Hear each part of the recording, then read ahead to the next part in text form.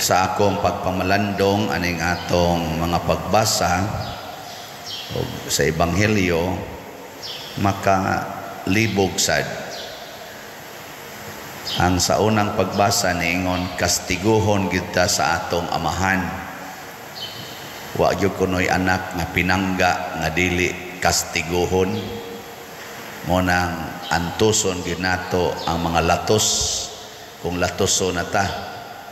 Pero diri sad sa atong tubag sa Salmo, ang kaluoy sa Ginoo malungtaron alang kanila nga mahadlokon kaniya.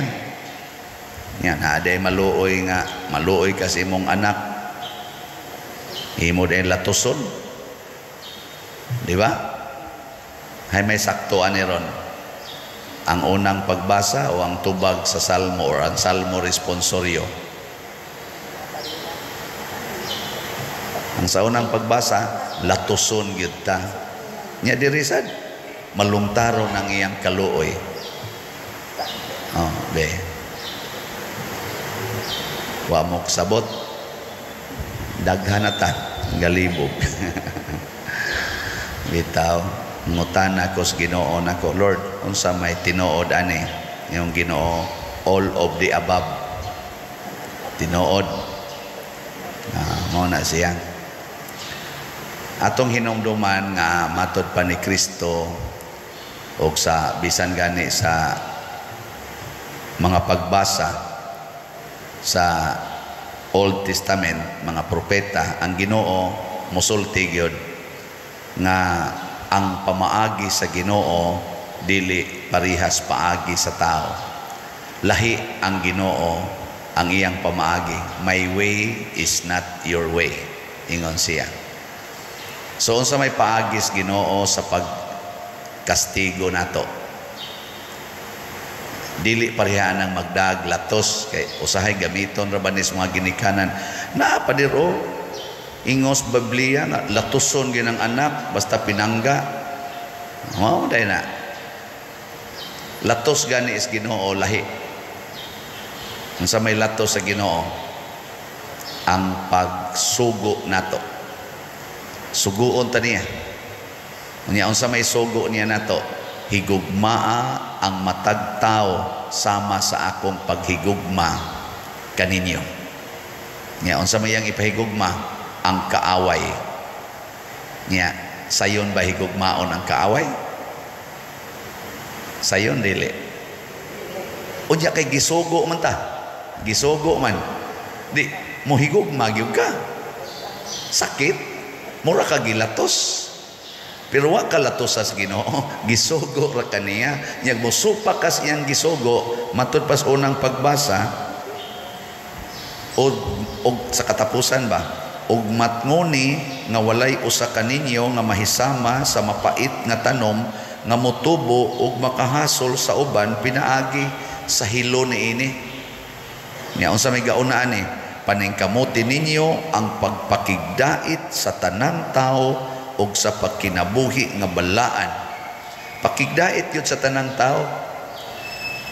Karon naataroy 2,000 Hail Mary. Karong adlaw. Mo ni ilang gipili. Mga buutan kay silag naong.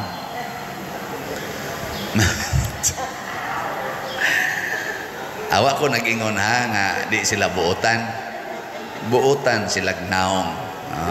Puti, bronda, luhod gina sila kay 2,000 Hail Marys God. Ato ni sila rong tabangan nga mahuman ang ilang 2,000 Hail Marys nga buhi pa ni sila hangtod sa hapon, no? Unsa may tumunga na ang 2,000 Hail Marys, iampo ang tanang tao, ang tibuok kalibutan, ang matag tao nga gihigugma ni Mama Mary. Doon na ba'y tao nga gisalikway ni Mama Mary? Wa. Pulos gina niya gihigugma. Mauna ato siyang hangyoon to intercede para sa tanang tao. 2,000 Hail Marys. Ang pangutana ron aning 2,000 Hail Marys nga moapil, nahigugma ba mo sa tanang tao? Mayo kay nay usang ni tubag. Usara. Sige, kamong nanimba din pangutana. Sige, mungkin mo simba kada buntag, hago mungkin mo din simba. Kinsa ninyo din ang nahigugma gyud sa tanang tao kanang di gyud masuko, dili gyud makigdumot, di gyud magyaw-yaw ta sa kamot. Tanawa. Ngano man sakit manggod. Sakit Pero mao na ang Salmo responsoryo nagpahinumdom kanato nga ang kaluoy sa Ginoo malumtaron.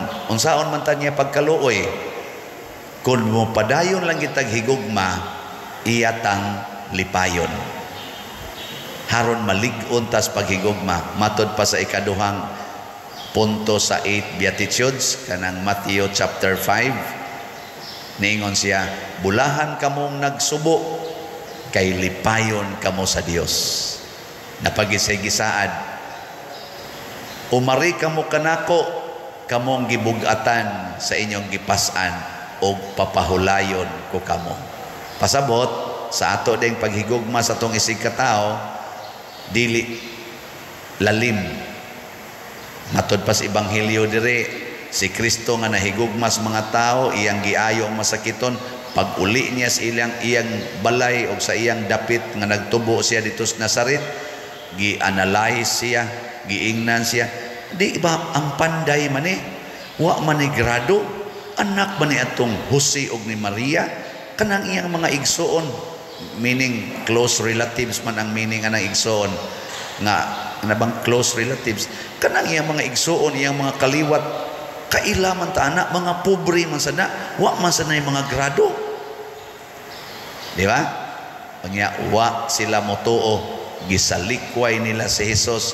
Munang nakaingon, nakatuaw in taon si Jesus, niingon siya, ang propeta gitahod sa tanang dapit gawa sa iyang kaugalingong lungsod o sa iyang kaugalingong banay. Kanabitang isalikway ka sa suod ni mga tao, sayo na dili. Kisay kasagaran dili mo tagad ninyo. Kanapang dili gyud makig-istorya, dili gyud mo lingkod kay makigtabi, kinsa man. Kana gyud kuyog ninyo sa balay. Muna mo saylo-saylo lang nimo, saylo-saylo. Inigsod nimo mutan-aw ra na man. Kamong mga asawa kanang inyong bana, muna mo saylo-saylo ninyo. Subo kay palandongon. No? Ang pari magsigtagan, uy, good morning, ter, good morning, ter. Biliban ako ni mo, lipay kay kong niaka, ni simba ka, labi nagbuhugas kolekta, lipay kay ko ni mo, lipay kay ko ni. Pero igabot sa inyong balay, di yun, mga imong bana, lipay kay ko, nga nauli na ka. Wa lang, hilom lang, hapyods manok. Tanaw sa cellphone, basas newspaper, wa yun ka. Tanaw sa TV, di kayo mo dungag kaon, ngaon na ta, di kayo magtingog ang uban. Di ba? Nabantay mo na? Sakit ba yan na? Pero ang sugo ni Jesus, sugo sa Ginoo, higugmaa gid na, higugmaa. Unya ayaw ka balaka, ako kang tagaag kalipay. Kinsa may mulipay nato sa atong paghigugma ni mga buangon. Dili nang imong gihigugma, ayaw pangita dihag kalipay, gikan sa Ginoo. Nya unsa may pasabot nga moabot ang kalipay sa Ginoo ngan hinato kun mahadlokon ta niya. Pasabot di unta ta mo supak-supak sa iyang sugo. Kanang nangutang nimo nga wa gyud mo bayad, makalipay na nimo. Kana bang magsigig saad nya kauban pa gyud mo sa organisasyon. Pulos mo mga 2,000 Hail Mary or mga lectors mo or mga katikista mo or mga Legion of Mary mo, mga lay minister nya tungod lagi kay kauban mo, imo siyang gitagaag hinabang sa iyang kuha niya, saad siya, sunod buwan bayaran, nasunod tuig na lang, wa lang yapon. Lipay ka na? Di, kada ninyo pangadji, ang imo ng intensyon, Ginoo in taon lamdagi, in taon ng panuhay dako. Agdupa-dupa na kanya Ginoo in taon, lamdagi in taon ni makahinomdom ni siyang utang ako. Sige ra ba nag-ingos Padre Siano, ayaw paningil ng utang. Mao na ayaw paningil kay sugo man as Ginoo. Kung kamo magpahulam, ayaw na mo paningil og bayad. Kapaita sa dana Lord, ang Ginoo ayaw kabalaka. Basta imo nang sundon, balusan ti kag gatusan kapilo. Mo na'y kaluoy Ginoo para sa nagtuman siyang mga sugo. Ayan. Okay na ninyo? Adig yapon okay? Bahala mo diya. Muna si Jesus, pag sa likway niya, wa siya masuko, wa siya magdumot, ning hatag yapon siya gahom pag-ayo og mga masakiton, pero dili daghan ang iyang naayo. Ngano man, jutay ra may nituo niya, jutay ra say niduol niya. Ako bitaw bisag asa ko karon panahon na matud pas in historyas in English, modesty aside. Saway pagarbo ba, reality gini siya nga bisag asa ko moadto karon nga mga parokya nga layo dinhi, purting pinicturay gyud. Mo na sa una mag-estimate ko, magmisa ko dito, sige kana sunod mo na akong misa, makaya ra na. Makarealize ko dili day kaya. Nga naman, inig humagmisa, pila pa man sad ka minutos ang pinicturay. So di na ko ma-estimate na ang kuan. Nga bisan pag labi naiagian nga mga daghan-daghang tao, inig human ditog pinicturay sa venue sa gimisahan, inigawas na ako nasad sa kapilya baka o simbahan, tuan na say musugat pa picture, igabot unan tuan na say magpa-picture. Madugay. Purting pinictura niya magkirig-kirig pa. Kita na dyan ko padir, kita na dyan ko padir. Ana-ana. Pero dinhi sa parokya, dinhi ba? Wa gyud magpa-picture eh. Wa gyud. Wa gani magkirig-kirig o ginala nas padir na. Wa gyud. Labi na gid diha sulod, kana diha sulod. Diha. Wa uy. Di na magani hapit managad. Reality na siya, pero angay ba na akong basihan nga ako mahiubos? Dili ay. That is kamatuoran man na, gisulti naman na ni Kristo. Nya mausad na yung mga latos nga akong dawaton. Ano bang makaingon sa ka, mao ni makapapurify sa akong gugma. Mupadayon bakag higugma bisag gisalikway na ka. In quotation ba, dili man tingali intentional nga gisalikway, pero kada bang maka-feel ka nga wa nakapansin na, makahigugma bakag padayon. Muna ako padayon na jud kong mohigugma, gani mas maghuna-huna ko ni anang tawhana unsay akong buhaton nga maayo sa panahon nga di na siya mutagad nako or buhatan ko niyag sakit. Abot, nakaproba mo din eh. Kabantay mo, basta na ganitaw, muhimo na kog sakit. Pasakitan ko ba?